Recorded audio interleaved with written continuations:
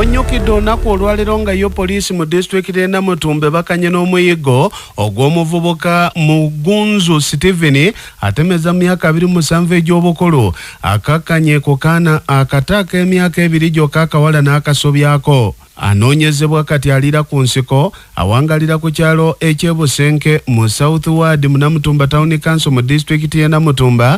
Kigambibwa nti ono yakutte akaana akato ak'emyaka 2 nga ka mukyala Nabirye Joyce muliraanwa bw'atyo n'akayingiza ekisiko ng'akaana akabadde kazannya ke katemeza ku mukyala Joyce yabadde afumba nti muzungu yabadde ayingidde akayuukiyuuki n'akaana akato okutuukayo ng'akagajambudde omumuli. Twogeddeko ne maama w'akaana kano Nabirye Joyce maziga ag'ekitalo ng'annyonnyola.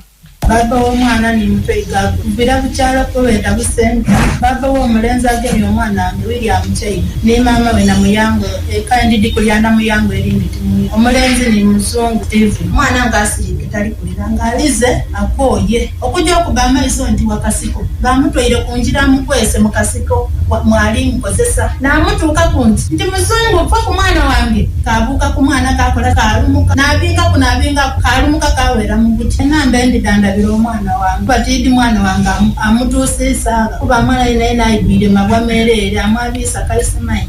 Omwana ono bamuddusiza mu ddwaliro lya Namutumba RSS Namutumba Town Council Health Center 3 gyali mu kufunira obujjanjabi era ng'omusasi waffe Ronald Sebe asobodde okwogerezeganyaamuko n'omusawo Mbito Juliet alikola ku mwana ono n'atunnyonnyola omwana bw'ali.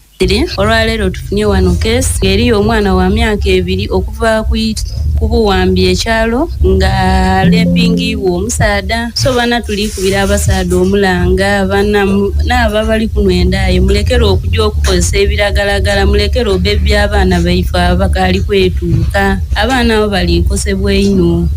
Imagine omwana myaka 2 omuntu ojo omweberekeku abasawo banange tuli bakubira omulanga mubirekere.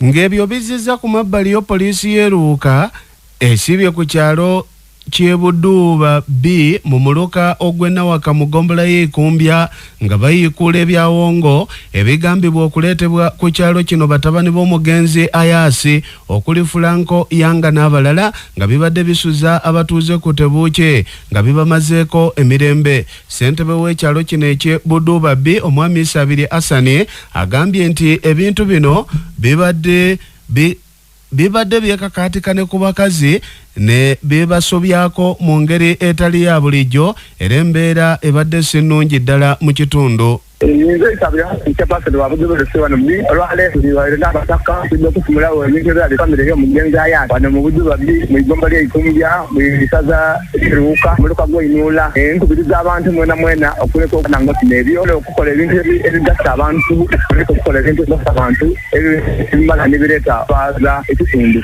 Ssentebe w'eggombolola eno omwami Ntumba Wilberforce asiimye nnyo poliisi y'eruuka era aliko obubaka obw'enjawulo bwawadde abantu aba bulijjo waffe Aluna Muziro byonna n'abitutuusaako.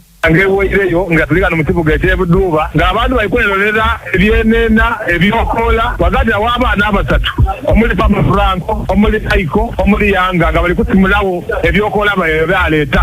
Omumulisa ali ku munisipuli wantu akuye wotoosi mu mayumba mu leegi ekonto mu bizinesi ku magombe buli bantu wonna alikola ekitokola obumenke bwona nize nga chairman weerozeimbaibonanga ku bumenke abayo omweleku akameka akandi kaliko amayiga akandi kairugavu akandi kalamu akandi kampi omukulembeze zenanga omukulembeze kyamumero sisiri nenda okusimba abamulisa omulimu omulimi gwe bakoze nga tuli balala ne polisi ey'ekiyunga ng'ekulembeirwamu.